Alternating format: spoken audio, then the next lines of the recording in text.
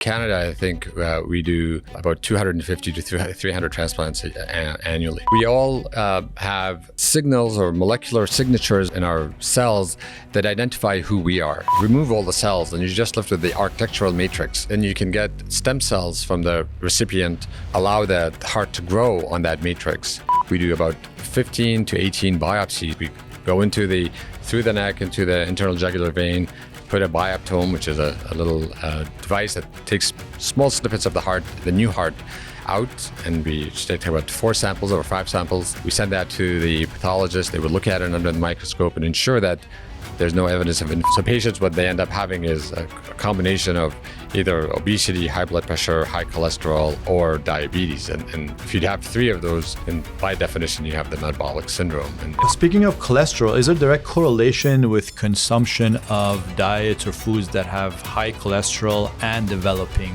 high cholesterol?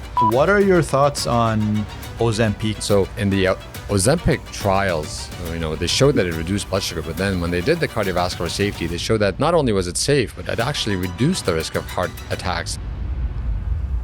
Hello and welcome to another episode of Beyond the Scrubs on CubeCast, the new and original podcast show. My name is Sarush and I'll be your host.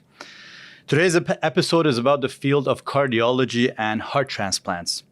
We'll be talking about the heart and heart conditions and its major impact on the current healthcare system.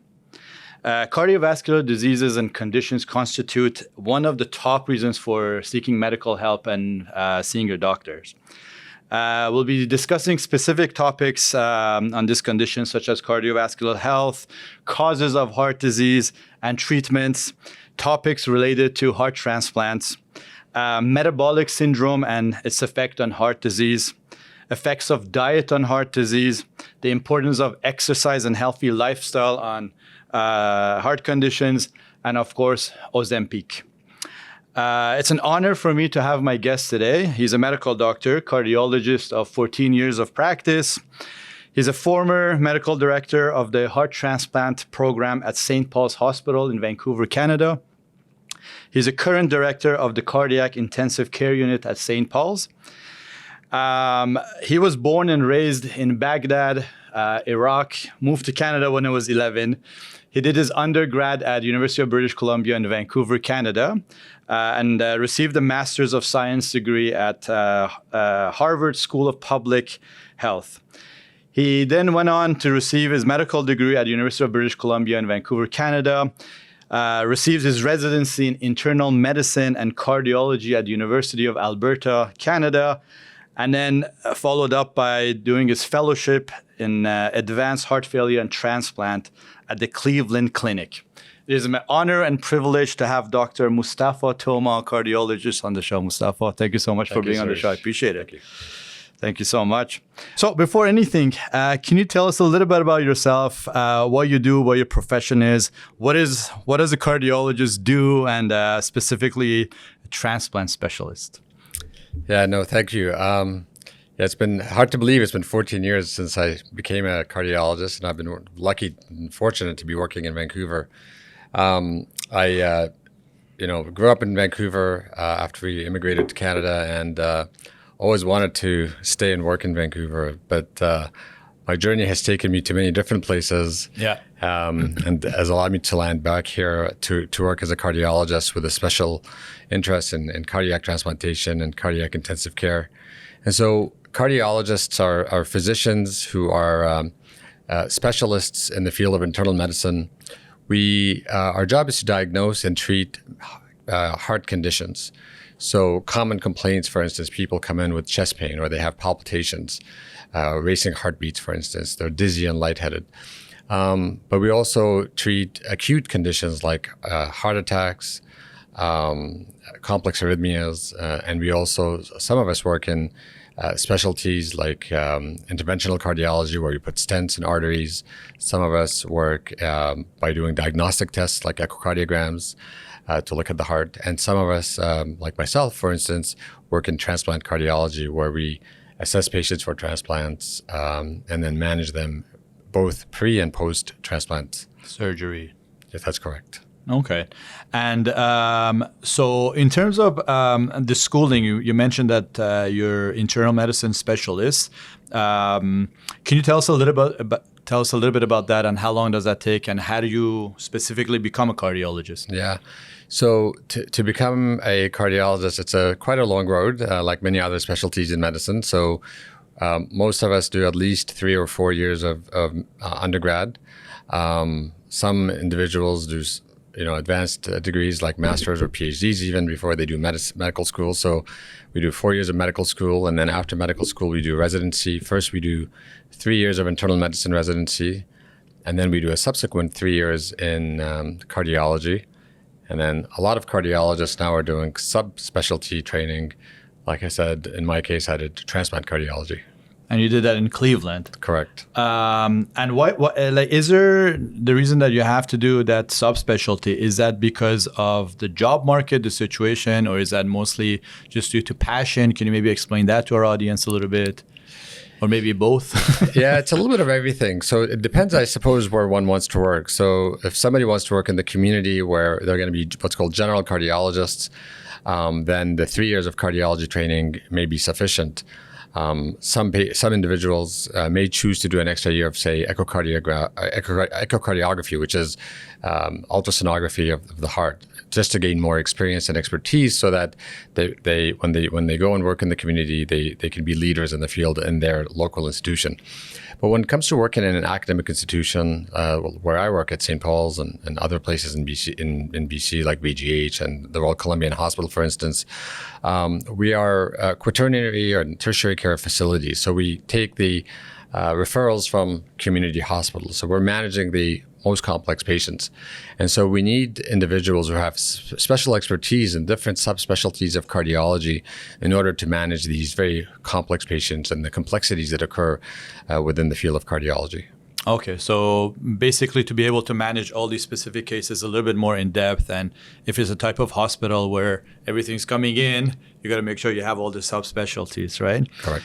Now, very interesting kind of background, because I was 11 when I moved to Canada as well, but I was born in Iran, and so very similar age.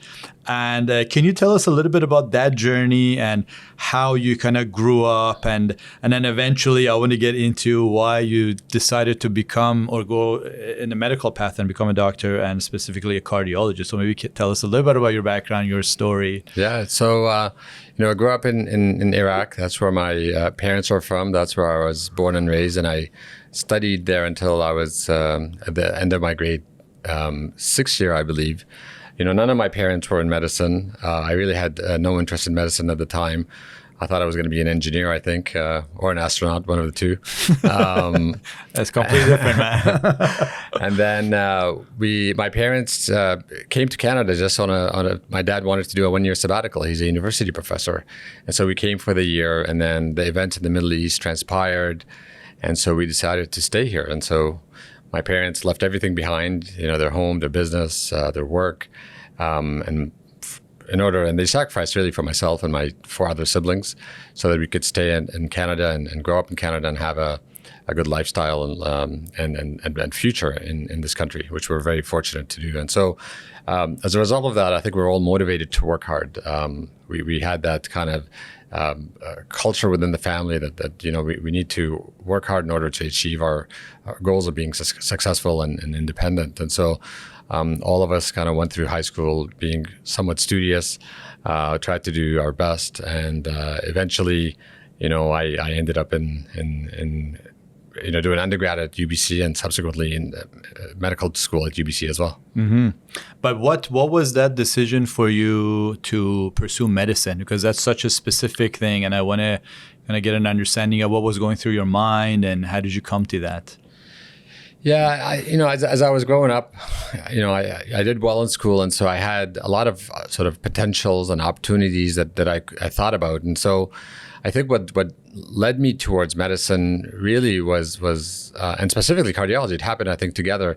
Is that when I was in grade 11, my mom had some heart issues, and she was hospitalized, and she ended up requiring a stent procedure, a coronary angiogram, and so as a result of that, I saw the advances that had been occurring in the field of medicine and in the field of cardiology, and I thought, wow, wouldn't it be great if I could be involved in this field in medicine? And so I think at that point in time, or after that point, I started is developing a strong passion for not just medicine but cardiology.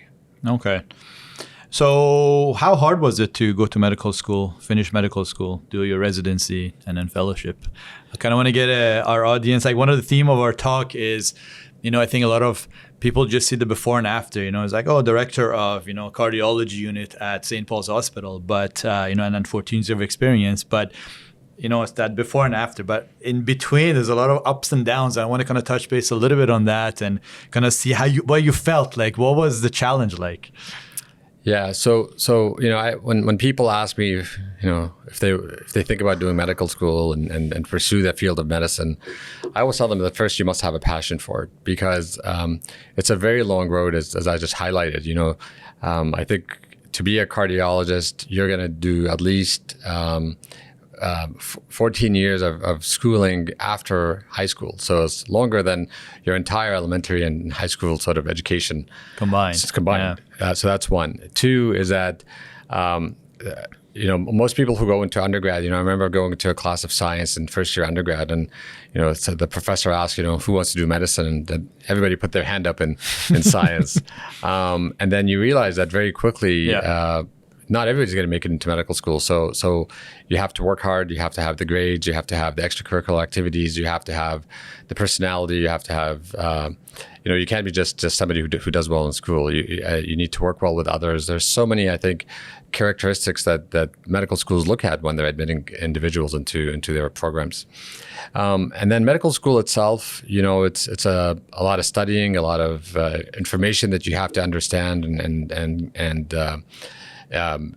digest in a period of 4 years, but really it's once you get into residency, that's when life becomes hard. It's every night when you're on call, it feels like you're going into battle, and you have your supporter, your group of supporters, or your co-residents who are on call with you that night, and you're all trying to survive the night without getting a lot of sleep, and ensuring that the patients you're taking care of do well and are taken care of. And really it's a very long, arduous road. And I remember one day at in the middle of the night, 3-4 in the morning, I was like, what am I doing here? How do I get myself into this? And once again, I think if you don't have that drive and passion, there's no way you would be able to complete this very long and arduous road to become a cardiologist or any other specialist or a family doctor, even in medicine. And then, of course, once you start working, then it's a host of other problems that you have to deal with that are not directly related to medicine, but the healthcare system potentially. Yeah. And so speaking about like kind of some of these setbacks, were there moments in your education where you're like, oh man, what is going on? Like, is this even the right path for me? Yeah, I think I myself was very driven. I think going into my match for residency, I had some thoughts about doing surgery, but ultimately I think my drive for becoming a cardiologist persuaded me to kind of pursue the internal medicine road. And so I think, there was a bit of a crossroads for a lot of medical students when they're deciding what specialty they want to enter for their residency training. And so to me, that was the big one. And then subsequent to that, once I got into cardiology and I was trying to decide what subspecialty do I want to do, I think I was, once again, I'd had some exposures to individual cardiologists and patients that made me want to pursue transplant cardiology as an area of subspecialty. And so I think that was a big decision for me, because I think that decision led me to, coming back to Vancouver ultimately. And my next question is actually like how, you went through, obviously you went to Harvard, right? And then you came back, and then you went and did your fellowship in Cleveland, and all this back and forth between the United States, obviously a couple of different states, and then coming back to Vancouver. Like, how was that journey? Like, what made you decide to go to different places and then ultimately come back again to Vancouver? Yeah. Some of it is by choice. Some of it is luck. Some of it is you have no control over. Mm-hmm. And so doing internal medicine, or me getting into internal medicine was through what's called the CARMS match, Canadian Association of Residents of Canada, and that match, for a variety of reasons, I ended up matching to Edmonton, Alberta. And so that's where I did my internal medicine training. And then from there, I got to know the program in cardiology. They got to know me. So then I stayed there to do my cardiology training. And subsequent to that, once I decided that I wanted to do transplant cardiology, most of us believe that it's good to go elsewhere to do the training, because you want to go somewhere, learn a new skill, techniques, whatever it is, a way of doing cardiology, a way of managing patients, and then bring it back to your center so that you can teach your colleagues and you have different perspectives on how to manage these complex patients. And so for me, Cleveland Clinic was, the number one cardiac program in the United States, according to the ranking. They have a very high volume of transplants. And probably the world as well, like one of the top in the world, right? Absolutely. Yeah. I mean, people come from all over the world to be treated there. And at the time, they were one of the leaders in an area of cardiology, transplant cardiology, called ventricular assist devices, which is mechanical heart pump implantation. And so I think the combination of those and knowing people there sort of made me decide to go to the Cleveland Clinic. And so I was very fortunate to go there. And you were there for just 1 year? Just the 1 year, okay, to do my training. Yeah. Yeah, and then with the Harvard School of Public Health, obviously it's a world-renowned institution, and they have a program that is specifically designed for physicians. So there was a way of doing it over a couple of summers instead of going there and staying for a year. So it allowed me to do my residency and do my even working while and taking some chunks of time off in order to do this master's degree. So it kind of worked out nicely. And what made you come back to Vancouver? Sometimes a lot of people that go get training in the United States, because of the access to like the vast resources that's sometimes available in the United States, especially the Cleveland Clinic, what made you come back to Vancouver and work here? Yeah, so I think, growing up in Vancouver and having family around, like I think most of us who train here love the city so much that we feel like we would be fortunate to work here. So I think there was a clinical need for a transplant cardiologist, which I had the training for. I had skills to bring back. I've always wanted to live in this city and be close to family, and I think Vancouver itself, the University of British Columbia, has a lot of potential for growth in terms of research and education and what have you. So I thought this would be a great place to settle down and start working. Nice, that's fantastic. Well, it's good to have you, and, so many years down the road now, I have the privilege of having you on the show, right? Well, so it's fantastic. So specifically about what you do as a heart transplant specialist, can you tell us the specifics of kind of like your day to day? And I want to get a little bit into like what the whole mechanism of heart transplant is, so you can kind of give our audience a little bit of inside info. Heart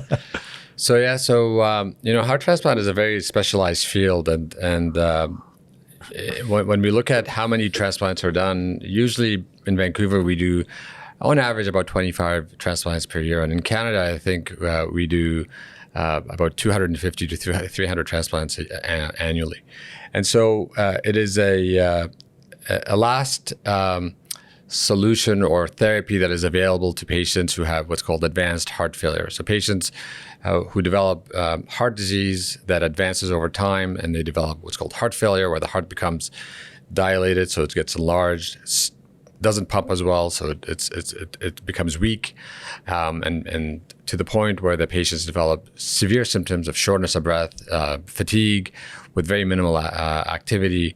Then once that develops and you try medical therapy to try to resolve the situation and control the symptoms, once that heart failure becomes so advanced, then the therapies are very limited. And so the ultimate therapy is heart transplantation.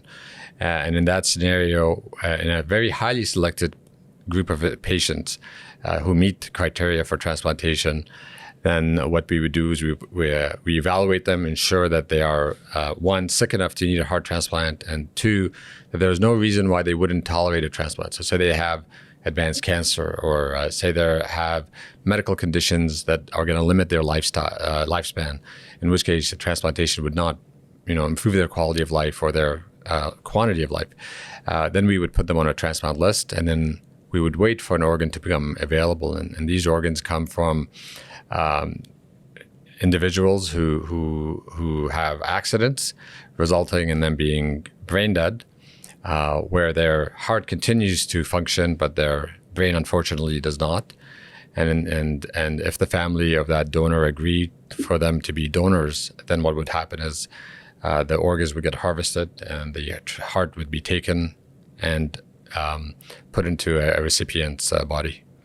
That's the simple. That's the kind of simple explanation. And then your job is basically the pre and post management of that transplant, where you're taking the patient, they get the transplant done, the surgery, and then you're correct, managing them afterwards.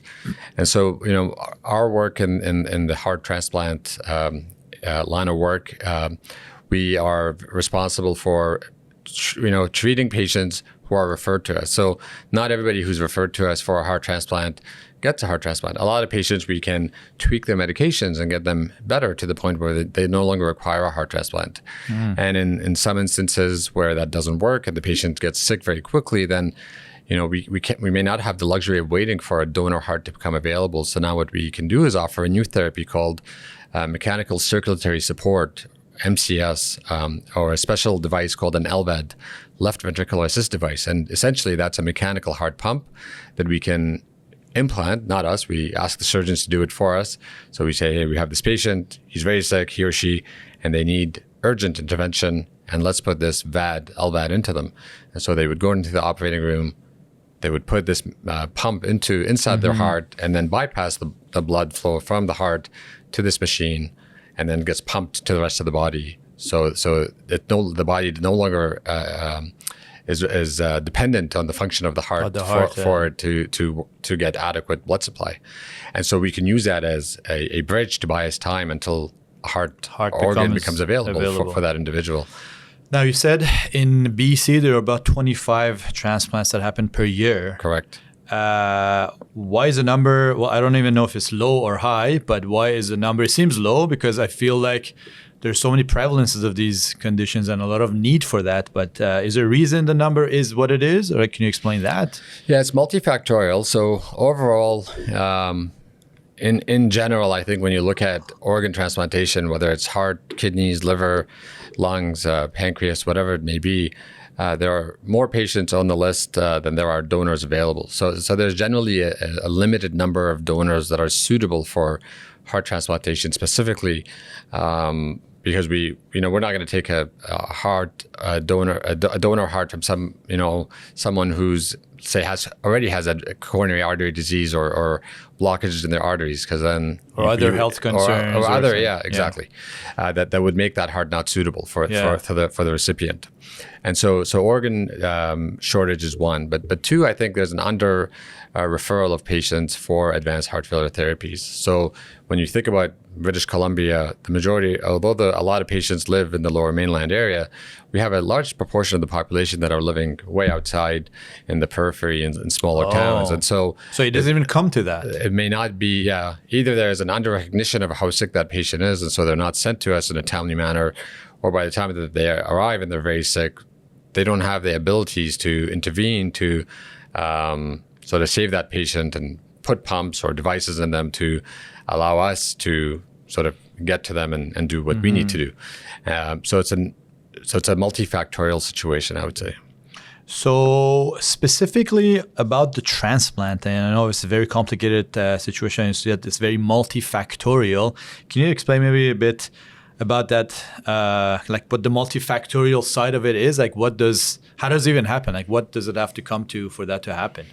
Yeah, so first, you identify a patient who's becomes a recipient. So, we do a full evaluation involving nurses and social workers and psychologists and dietitians and cardiologists and cardiac surgeons. So it's a large team of individuals who are looking after this patient and trying to decide if they're a candidate or not. And then once you say, yes, they are a candidate, then they go on the list and then they wait. And then, we get a call at any time of the day and say, Dr. Toma, we have a potential donor offer for you. And so then we have to say, okay, well, who's this donor heart most suitable for? And so we look at kind of different criteria. We look at how sick the recipient is, number one. How urgently do they need it? We try to allocate it to the recipient who's the sickest, who is less likely to survive longer by waiting on the list. And then it becomes an issue of matching different things. One is, ensuring the size is going to be okay, the age is relatively close. We don't want to give like a very old heart, donor heart, to a young recipient, because then that young recipient may not, get as much of a benefit from that transplantation. But the other important aspect of this is, can we match that donor heart to the recipient with minimal immunological risk? Because there's a risk that the recipient might reject that heart. And that becomes a bit of a complex situation, where I think the science has advanced so much in the last 10 to 20 years that we have become better at predicting which patients are going to be less likely to reject these donor organs, specifically in my field, donor hearts.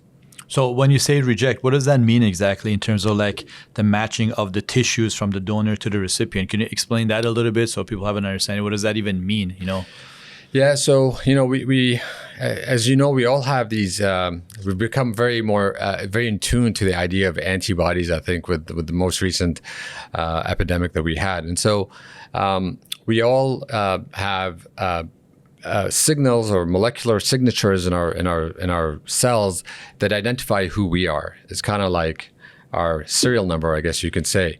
And that's made biological up of, identity. Yes, it has many different sort of digits or HLA molecules. And so the body recognizes that these are our own self signatures. But if you have a foreign signature, so say a virus or say a transplanted organ who carries a different molecular signature, then the body, what it tries to do is it identifies it as a foreign invader. And so it tries to attack it and develop an immune response and tries to sort of kill that invading organism, a bacteria, a virus, or an organ like a heart. And so then it starts attacking it, and then that heart is rejected, in quotation mark. So then the heart fails because the body doesn't accept it. And so what we try to do is we don't match the molecular signature 100%, but what we try to do is identify if the body has any antibodies to that donor heart. And if there aren't, then chances are that heart's going to be accepted well. But then we also have to treat the patient with immunosuppression medication so the body doesn't mount an immune response, doesn't recognize this foreign heart as not their own, themselves. And so then it can tolerate this organ for many, many years.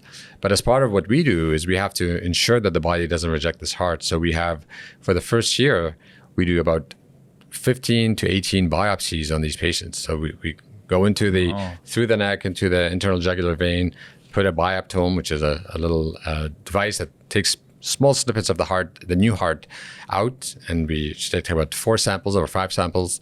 We send that to the pathologist. They would look at it under the microscope and ensure that there's no evidence of inflammation. And if there is, then that's an evidence of early rejection that we can treat before it becomes clinically evident, before true rejection happens in a clinical sense. And so we're monitoring these patients extremely closely. We're treating them with immunosuppression. And then we have to balance the risk of the immunosuppression, which is meant to save the heart from side effects of immunosuppression, infection, cancer, and other things. When you have those medications, then your risk of getting other diseases goes up, right? Absolutely. Okay. And then these immunosuppressing drugs are for life, right? Is that right? Okay. Absolutely, yeah. Interestingly enough, I think they're doing more research on younger heart transplant recipients because they're so young that they can develop tolerance to that organ. So to the point where perhaps in the future they may not require any immunosuppression. Oh, so the younger you are, the chances are better. Correct. Okay. And so how is this science developing? I know you said that you're able to figure out these markers and these differences a lot better now with the help of scientific advancement. But how is that research improving, and where is the future at? And specifically, how is stem cell research coming into effect into this? Yeah, so there's a lot, it's taken us, heart transplantation, I think the first transplant was done I think it's in the late 60s or so, which only lasted a few days because there was no immunosuppression back then. And so I think the development of new immunosuppressants that work better has allowed organ transplants, especially heart transplants, to last on average 15 to 20 years on average in North America. That's really good. And it's actually quite good. So we've come a long ways from that first transplant that only lasted a few days. And so the science that's developing is on many different fronts. So in the immunology lab, they're allowing us to identify these markers, the HLA antibodies and what have you. The pharmaceutical companies are developing new immunosuppression that are being studied on animals initially and then subsequently human trials. And there are some sort of very early stage developments of sort of these stem cell models where what you do is you would take a heart that from a deceased individual and you remove all the cells and you're just left like the living cells and you're just left with the architectural matrix. And the idea is that if you have that, then you can get stem cells from the recipient who needs a heart transplant and allow the heart to grow on that matrix and then potentially transplant that into the body. And I mean, that's maybe futuristic. That sounds very futuristic, but who knows what's going to happen in the next 10, 15, 20, 30 years. So that's something that's potentially excitement. There's some excitement that has developed in the last few years about using xenotransplantation, so using animal hearts, for instance, which has some ethical considerations, but also issues with rejection and what have you. So I think that's also being studied more recently, just because of the donor shortage, of course. These are just some of the ways. We also have had some very modest success with stem cell therapy for heart failure. So, to avoid patients who have advanced heart failure from progressing to needing a transplant, that if you use stem cells, that could maybe improve the heart function. The improvement that has been developed with these stem cells has been either minimal or at most modest, I would say, not to the stage where we're very excited. So I think there's ongoing work in that. Interesting. You mentioned animal donors, but I think currently there's a lot of animal parts that are used, like valves, right, for heart specifically. Is that correct? Yeah. So there are heart valves that are developed from animal tissue, so pigs and bovine cows as well. But those are non-living tissue. These are sort of the valves themselves, so it doesn't have active cells. I see. It's more like collagen and fibrous material. So those are not likely to get rejected. So the science and the procedures have significantly advanced in the last 60 years, as you're saying, and there's very hopeful future ahead, huh? Optimistic future ahead. So speaking of that, you alluded to heart attacks and treating that, like acute cases. Can you tell us exactly what is a heart attack and how does it happen? And I want to kind of get into the importance of doing some of these like regular checkups that, we always hear from doctors. Oh, do your checkups, very regularly, get your high blood pressure checked, get your blood work done. So can you maybe talk a little bit about that? How does it happen and the importance of it? Yeah, I mean, cardiovascular disease is the second leading cause of death in Canada, as you probably know, and specifically coronary artery disease or atherosclerotic heart disease, where the individuals develop plaque buildup inside the arteries of the heart. The coronary arteries accounts for half the deaths that are attributable to cardiovascular deaths, and so it's one of the leading causes of death in Canada. As we get older, we all develop some cholesterol plaque buildup in all of our arteries, not just the arteries of the heart. And that's kind of arguably a natural aging process. But some people have accelerated atherosclerosis. So by the time they're 50 or even younger, they have more advanced disease. And so generally speaking, when we think of a heart attack, there's the image that somebody drops dead, but most heart attacks is not that. It's what happens is there is something that happens at that moment in time where one of that plaques inside the coronary arteries ruptures, so it just breaks off. It's kind of like cutting your skin is the way I describe it to patients. And so when we cut the skin, you start bleeding, and then the body mounts this immune response, and there's a cascade of events that happen that develops a clot formation. And so you try to stop the bleeding by developing a clot, and then the bleeding stops on the skin, which is a defense mechanism. The same thing happens inside the artery. So you have a plaque that's sitting there, it ruptures, and then you have this exposed fatty tissue or fat cells. And so the body recognizes that as something that's happened, and all of a sudden an inflammatory cascade occurs, and platelets all of a sudden come to try to stop this sort of bleeding, almost like, and then a clot forms acutely inside that artery. And so that artery, which was 20, 30, 40% blocked, all of a sudden becomes 100% blocked from a fresh clot. And so essentially what's happening is you're occluding or stopping the blood flow of the flow of blood into that area of the heart. And so the heart itself doesn't get the blood. So the heart is not getting the blood. The heart is a muscle, and the muscle needs oxygen, and the oxygen comes from the blood. And so if you don't get that oxygen and blood into the muscle of the heart, then that muscle sort of starts dying. And so people develop chest pain, and they can have complications of that, including arrhythmias, which means the heart sort of starts beating chaotically. They can drop dead, but a lot of times what people present with is angina or chest pain, and that's a manifestation of the heart attack. And so at that point in time, if that happens, it's a medical emergency, and patients need to call 911, get themselves to the hospital quickly, so that blood clot or the blockage can be opened up very quickly. Like a procedure or some very strong medication. Correct.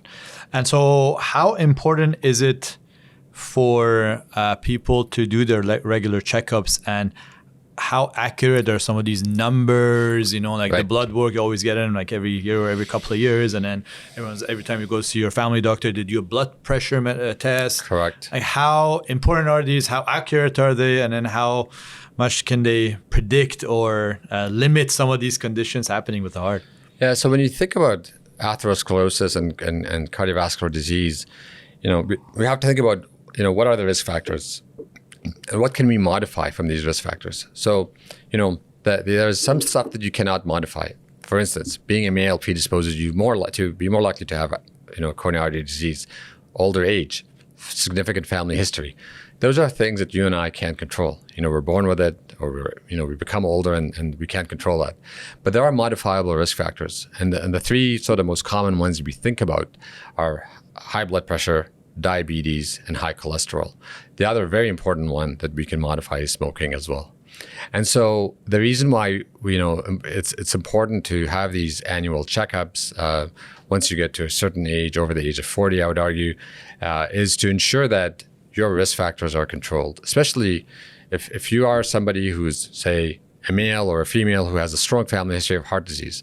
Well, you want to make sure your cholesterol is treated if it's elevated. You want to make sure your blood pressure is treated if it's elevated, and you want to make sure that if you're overweight, you want to lose weight, and if you have diabetes, then that's also treated appropriately.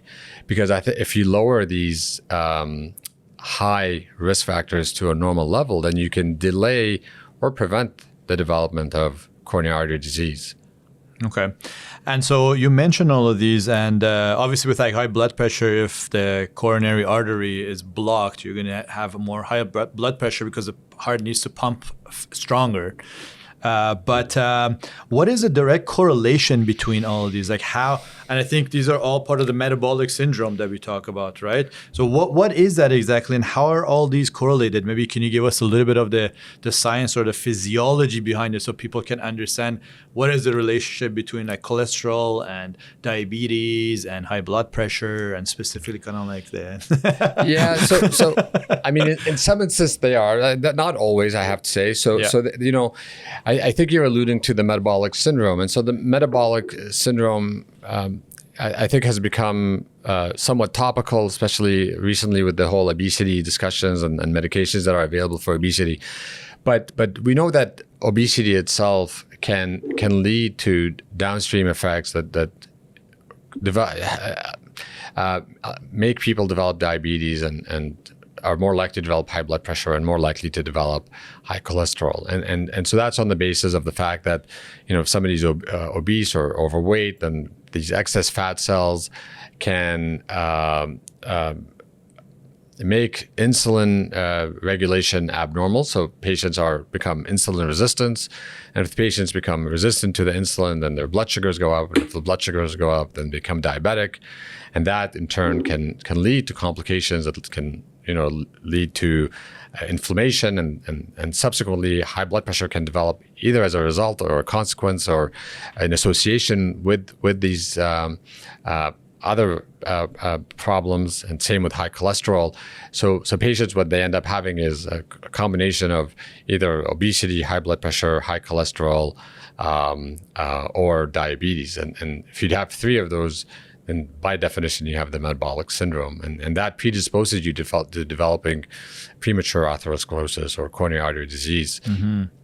But I mean, if there's a big study that's been done worldwide called the InterHeart study, which kind of looked at attributable risk of risk factors to coronary artery disease, and irrespective of whether patients have sort of the metabolic syndrome or not, I think the more of these risk factors, modifiable or not, then the higher the risk of developing atherosclerosis will be in the future. And so, if we are proactive about treating these conditions at an earlier age, at an earlier stage of the atherosclerotic process, then we can once again delay that further progression in the future. Okay, so you mentioned high cholesterol and obviously high blood sugar, because I think when it comes to kind of the average person thinking about this condition is that, I have high cholesterol, I'm getting a blockage in my coronary artery.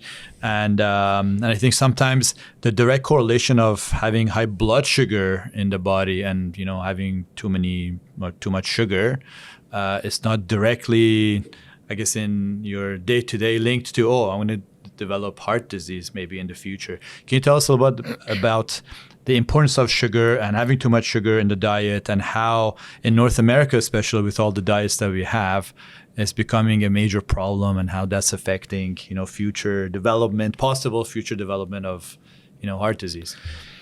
Yeah. So it's interesting. So I think we all enjoy our sweets every now and then, and I think the bottom line is every now and then is the important phrase here.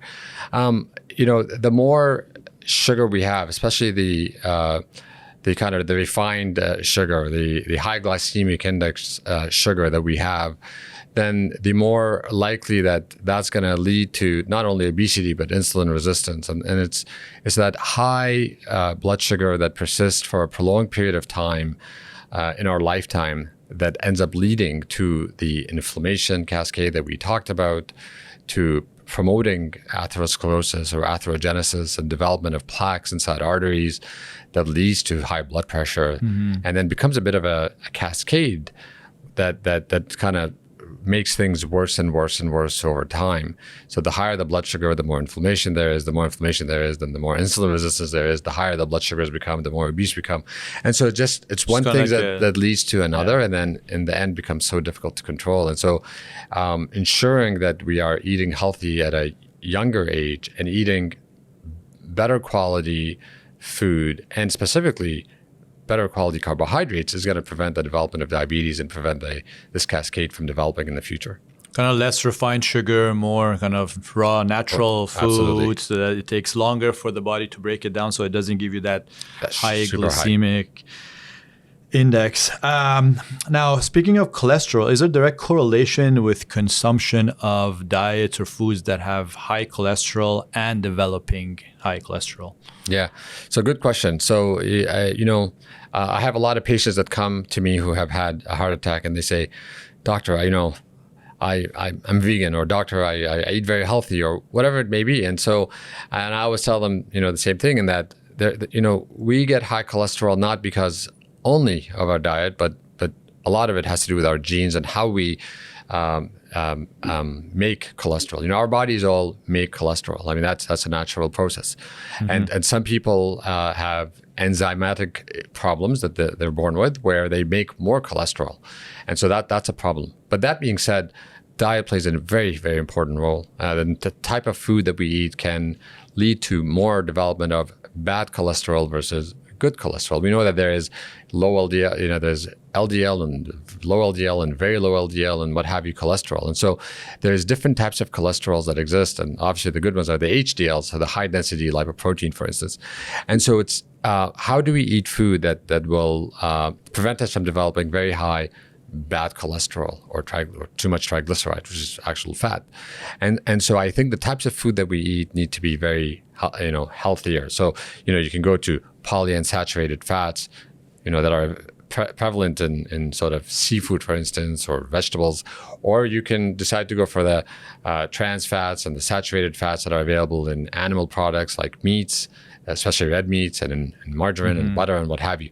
And so, I think, I'm sure like me, you enjoy your fine food every now and then. And I think that's... I like a nice piece of steak, man. And that's perfectly fine.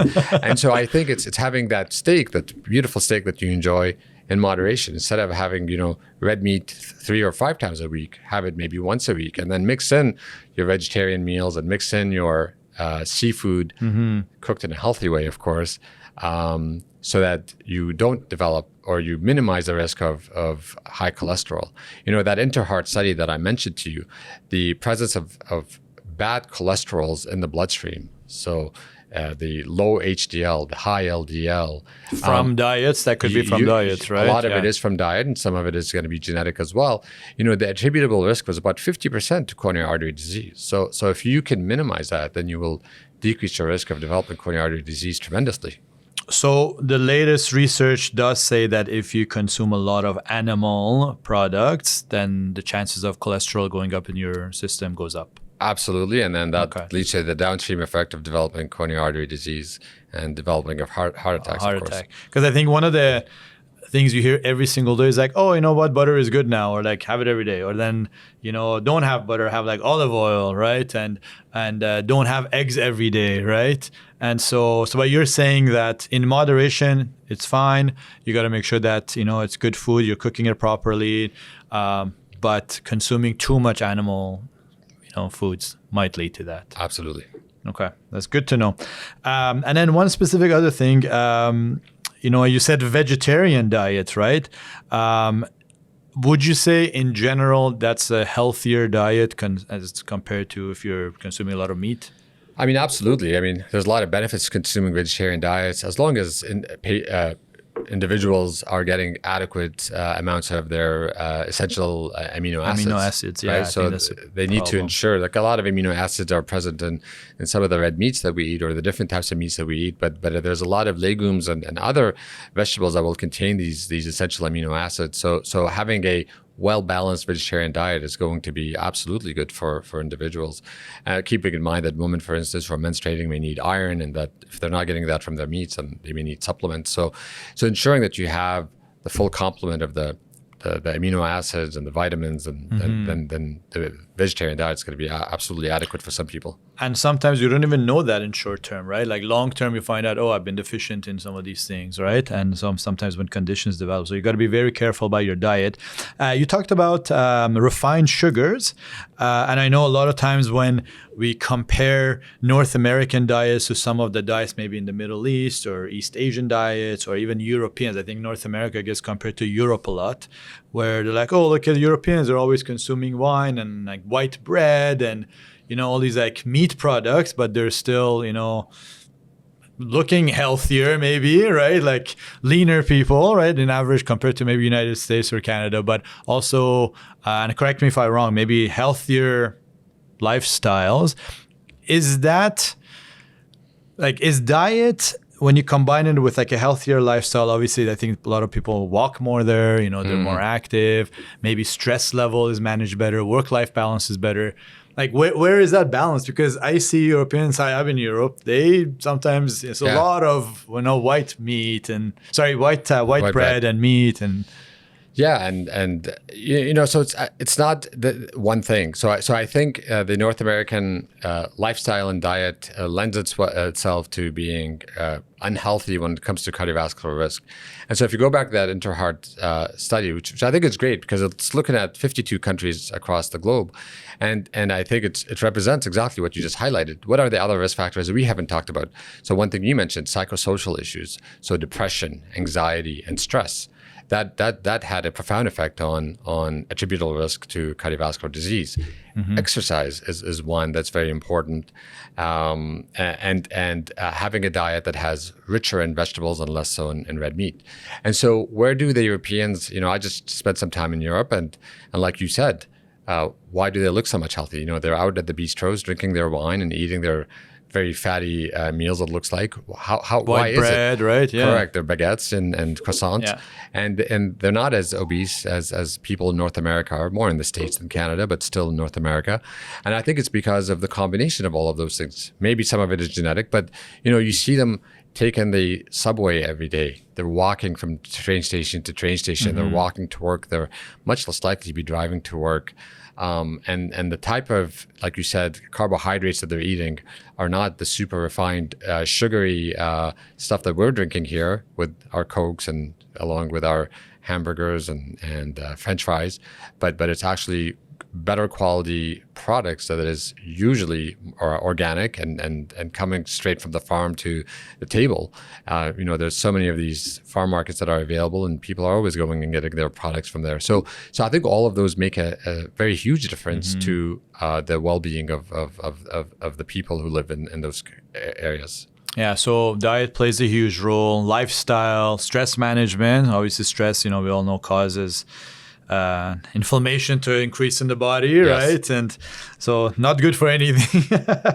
And I think maybe work-life balance. I think we do work quite a bit. Stress is quite high in North America, and maybe some things to learn from other cultures. You talked about work-life balance and exercise. How important is exercise? And I think one of the number one things that people always go, how much do I need to exercise? Even though obviously you need to exercise, right? But they always want the minimum amount so that they could say, right now, I'm doing the minimum to keep healthy. So what is the cardiologist's response to that? And tell us. So my philosophy is any exercise is better than exercise. So I think if you're a couch potato, then even if you want for your 10-minute walk every evening after dinner, then I think that's perfect. But you got to start somewhere. In an ideal world, what do we want to see? A minimum of 30 minutes of intense cardiovascular activity about 5 times a week. So that's 150 minutes a week. And by that, it's getting your heart rate up. We don't want you, that short little walk, ginger walk, window shopping. I think it's good to start off with, but you want to work yourself up to a moderate amount of exercise where you're getting your heart rate up to 120 or 100, between 100 and 120 beats per minute, let's say, for an average sort of middle-aged individual. Kind of like a moderate high, right? Yeah, you want to be able to walk, but still be able to talk at the that's the minimum. The bottom line. That's the minimum. And I think that's been shown to reduce your risk of cardiovascular events in the future. So I think absolutely. And if you want to do more, then albeit, as long as you do it under the guidance of your physician, if you have health conditions, especially if you have heart disease or other medical conditions, you don't want to overdo it sometimes. But if you're young and healthy, then the more the better, I would say. Okay, so 150 minutes, that's nothing. That's 2.5 hours per week. Correct. Right? 5 times 3 or 5 times 30 minutes, moderate to high, kind of like the minimum. But what about those individuals who kind of like getting up to their max heart rates consistently 4 or 5 times a week? Is there any kind of risks or that we need to consider? Like if you're a healthy person, at least you're healthy, or you don't know that you're not healthy. I guess maybe put it that way. But they're pushing themselves, they're exercising, play soccer 5 days a week. Are there any risks to pushing your heart rate to kind of like the max a lot? There's some debate, I guess you could say, about that. I mean, there is some data to suggest that individuals who are at the ultra sort of level of training, doing ultra marathons and what have you, they are putting a little bit of too much stress on that heart, and that could lead to downstream effects. If you're young and healthy and you're pushing it, I think if you're cautious about your symptoms and you're not, overexhausting yourself, I don't think that that's going to be harmful necessarily in the short term or the long term, for that matter. Okay, so pushing your heart, if you're healthy, necessarily is not a bad thing. The reason I asked that question is because of the higher prevalence of, especially in North America, we see a lot of kids and teenagers growing up nowadays, and the parents are putting them in very high performance sports. And so from like age 7, 8, 9, they're exercising like 7 days a week sometimes, and they're just going. And do you see any concerns with some of these conditions we sometimes see? I've seen YouTube videos of it, of the ventricular hypertrophy and, stressing the heart too early, too young, too much. Do you see any concerns at all in that department? Yeah, so there's a growing field of sports cardiology that has developed over the years because of what you just highlighted. And so I think, one, if you listen to your body, then you should know when enough is enough. So that's kind of the general teaching principle. I think what we see is, in those, the super elite athletes or the ultra sort of marathoners or what have you, bikers, they can develop what's called an athlete's heart, which is, you get thickening of the heart or a hypertrophy of the heart. But most of us believe that that's generally a benign condition that is reversible. Yeah. i.e. once you stop that intense level of exercise, and that should regress and be normal. But I think what we sometimes see on YouTube isn't the typical kind of athlete's heart, but there's going to be extremes, and those extremes are usually inherited cardiomyopathies or genetic cardiomyopathies. So the typical one is something called hypertrophic cardiomyopathy that predisposes individuals to developing these arrhythmias that cause them to drop dead suddenly.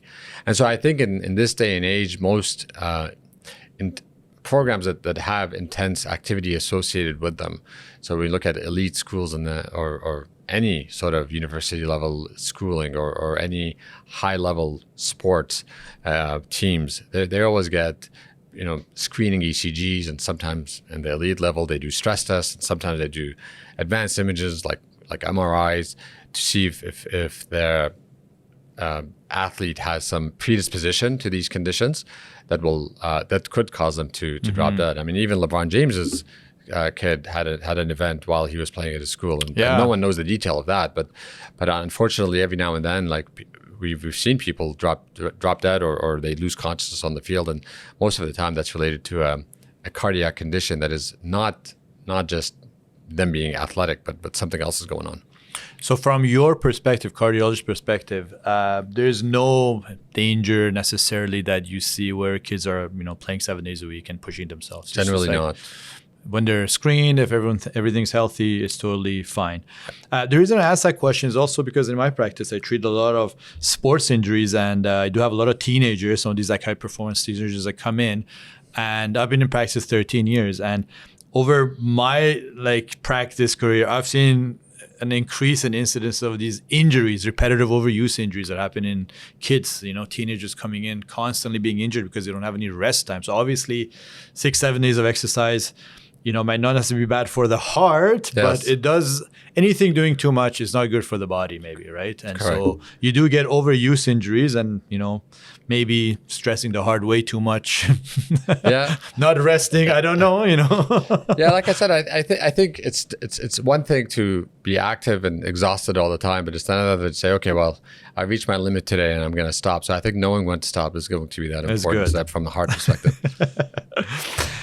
Speaking of lifestyle, you talked a little bit about smoking, and we all know smoking is not good for you. I guess most of us know, but how bad is smoking for the heart and heart disease? Can you get into it and kind of maybe scare some of us that, I want you to scare us. Well, I mean, I'm glad I'm back in Vancouver after my trip, because even my children notice all the smoke around us when we were traveling in Europe and elsewhere in the Middle East, for instance. And smoking, other than the smell, is also one of the probably easiest thing we can do to reduce cardiovascular disease, stopping smoking. It has the cigarettes and the nicotine in the cigarettes and the toxic chemicals in the cigarettes promote very early if you just ignore the lung cancer and all the other lung issues, just from an atherosclerotic and stroke perspective and heart attack perspective, are extremely harmful, and are the first thing we ask patients to do if they have a heart attack or if they're at risk for having a heart attack. It's easier said than done. Obviously, nicotine addiction is a problem that's not easily overcome. I can tell that at St. Paul's, if somebody comes in who has a heart attack and they are actively smoking, we get the addiction medicine team to see them if they're willing to be seen by them, because we strongly believe that using smoking cessation methods, whether it's pharmacological or non-pharmacological, are going to be one of the most important things that patients can do. And if they can stop smoking before they even develop their heart attack, then that's also going to be crucial. So I think it's understated, but it's also a sensitive topic. A lot of smokers who come in, the last thing they want me to talk to them about is stopping smoking. And some tell me, before I even say anything, I don't want you talking, about my smoking. Oh, they say that before you even start, right? Yeah. But we do make it a habit that we discuss that with every patient. So there is a high correlation with smoking and developing. There's no question. Absolutely. No question about that. What about like smoking, like marijuana? Is there a correlation between that and inflammation might cause in the body with cardiovascular conditions? Yeah, so the data is not strong. Yeah. I think most of us believe that smoking marijuana may pose some harms, but cannabis itself, so in other forms, may not be harmful. So I think if there are... So the act of smoking it might be correct. worse. It's the chemicals and probably the smoking. Okay, I see. Now, I want to talk a little bit about kind of the rehabilitation side of heart conditions. We talked about obviously diet and lifestyle, but specifically about some of the medical side of things. But before that, we talked about metabolic syndrome and high sugar levels and obesity and all that kind of stuff. What are your thoughts on Ozempic and this like epidemic of Ozempic happening in North America with weight loss? And is that something that can help cardiovascular conditions and heart disease? Yeah, great question. So if you think about how Ozempic came into the picture, I mean, all the federal the Food and Drug Administration in the States has mandated that every single new diabetes drug that comes to the market not only has to be good enough at lowering blood sugars, but also has to not cause heart disease. And the reason why there was a number of years ago, there was a class of medications that was developed for diabetes, which lowered blood sugar extremely well. But when they analyzed the data after the fact, they realized that patients who took this drug were more likely to have heart attacks and die from heart attacks. And so as a result, the FDA sort of made this very, very important change in the regulatory process, so that every new drug had to have a cardiovascular safety study, it's called.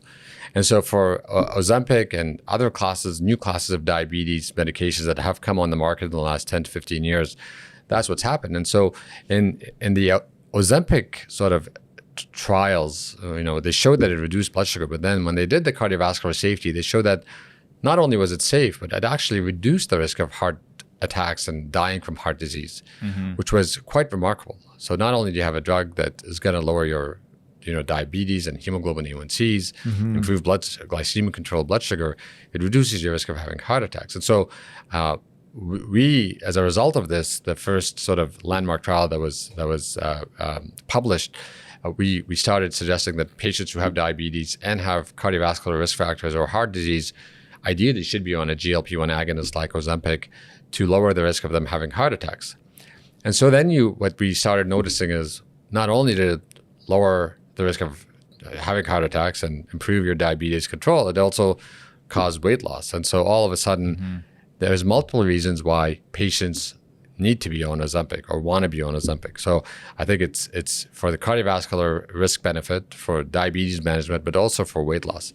And so the question is, should these drugs be used for patients who are overweight? And my personal philosophy is that in general, yes, absolutely, especially if patients have other risk factors for coronary artery disease, because we know that it decreases that risk. Obviously, every drug has potential side effects, and that needs to be, the risk of the potential side effects needs to be weighed against the potential benefits of the drug. And so it becomes a bit of a individualized decision for patients. But in general, I would say GLP-1 agonists like Ozempic are actually quite safe and good for patients effective with heart disease. What about people that want to just use it for, aesthetic like, very Yeah. kind of body molding. Yes. They're not even overweight, they're healthy, and they want to get that extra bit of weight loss without exercise or anything like that. What is your opinion on that? Yeah. So That's a controversial topic. It is. And so one is that if you look at what is the drug indicated for versus what it is being used for. So there's, a lot of drugs are used off-label. And so this would be definitely an off-label use of a medication. Now, there's a lot of stuff that's going on in the aesthetic world that I may or may not agree with. But when you look at the science, these drugs have only been shown to be beneficial in obese patients. They were never studied in patients who are normal weight. So there's no proper studies then, yeah. Some of the diabetes trial, they used it, but that's for diabetic control, not for weight loss. So that's issue number one. Issue number two is that weight loss through means that are not, I should be careful how I say this. I think we cannot discount the beneficial effects of exercise and diet on reducing cardiovascular risk. I think although Ozempic is useful in reducing risk further, it doesn't replace your primary objective, which is improving your diet and increasing your exercise so that you have better cardiovascular fitness. And so if you're going to exercise more and change your diet and you still want to take Ozempic for other reasons, then that's okay. But don't use it to replace what's essential in reducing your cardiovascular risk more so than Ozempic, which is weight loss, exercise, diet, and other ways of weight loss. The reason I asked that question is because it's become, especially in cities like Vancouver or some of these cities that looks sometimes matter a lot. There's a lot of usage of Ozempic for just aesthetic purposes and not any sort of medical purpose. And I was also reading some newer studies that have come out. And again, I don't know how accurate some of these are or how well done they are, but showing that about 10-15% of some of the cases of Ozempic might actually have negative side effects of weight gain through insulin resistance. And so that can be something that's obviously not great, right? Defeats the whole purpose of that, but also causes more problems. Yeah. It's contrary to what we believe how Ozempic works, to be honest with you. Yeah. So it's supposed to sensitize the body to the insulin.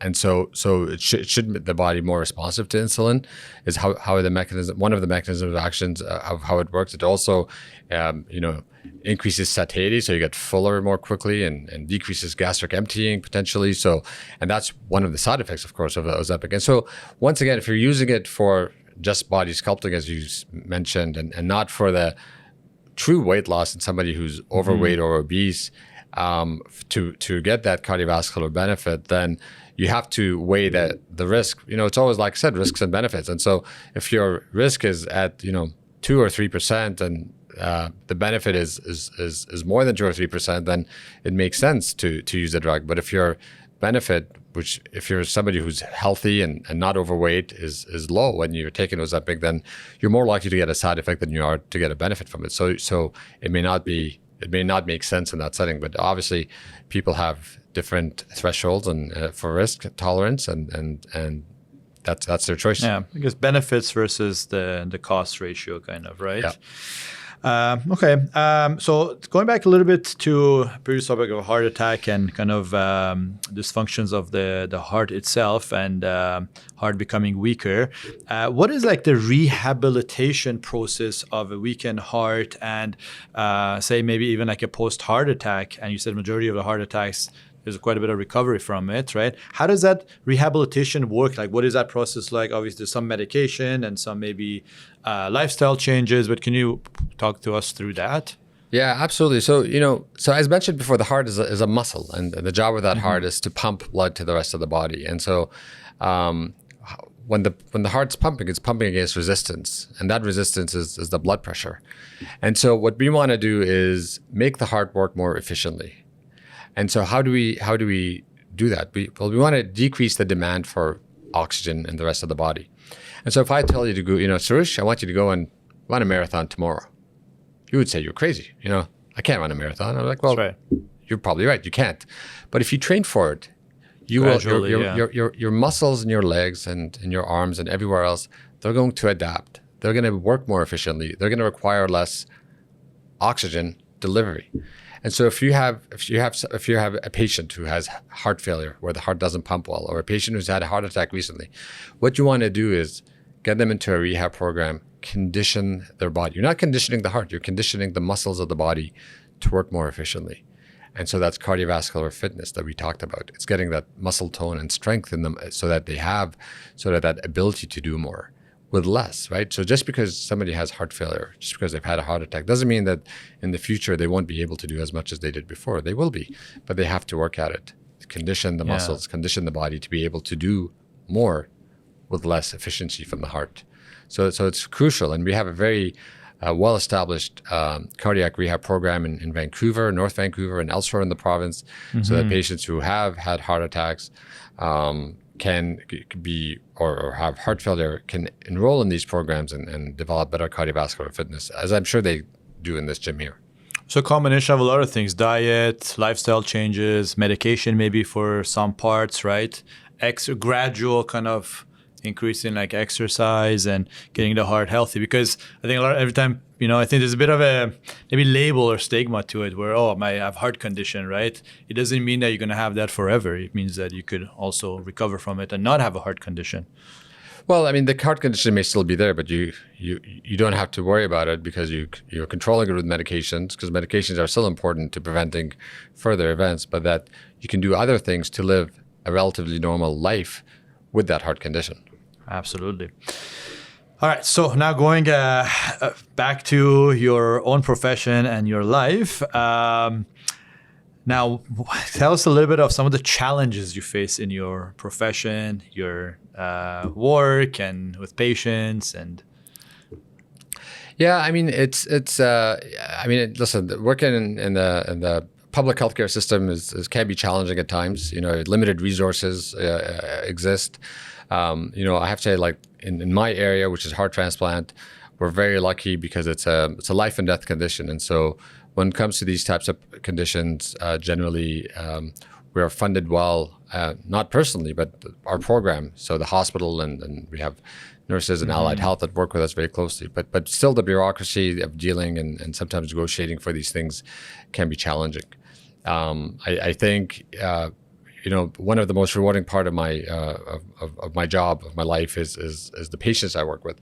So the patients I wouldn't say are the challenge. It's how to get that patient who's extremely sick, dying in front of me, to a position where they're either they're cured or they're healed from their heart condition, or they've had a heart transplant, and getting them through that process in an efficient manner is what can be a challenge. But seeing that transition from almost dying to, a year later having had a heart transplant and they've survived and done extremely well, and they're coming in to see me in the clinic. I mean, that's very special. That's a gratification part of your job, right? That you love the most. I think you mentioned that when we had a discussion earlier. Now, to your own life, how does a cardiologist like yourself take care of you? Like, what do you do? I want to know, what is your kind of management of your life? How much exercise do you do? Yeah, so I think we've put in the hard work doing residency and fellowship training, and I think in the first few years of practice, we all kind of work extremely hard. But at some point, you start to find a need to decompress, I guess you could say. And so, when I do have time off or an ability to do something, I try to be somewhat active. I go to the gym 2 or 3 times a week. I road bike, playing tennis, and then just play with my children, and that gets me more than my 150 minutes of activity a week. So you're active and stress management. I think you're very good with stress management. Yep. I have my stressful moments at work, and then I try to leave it there, and relax once I leave. Perfect. So, 2 quick questions.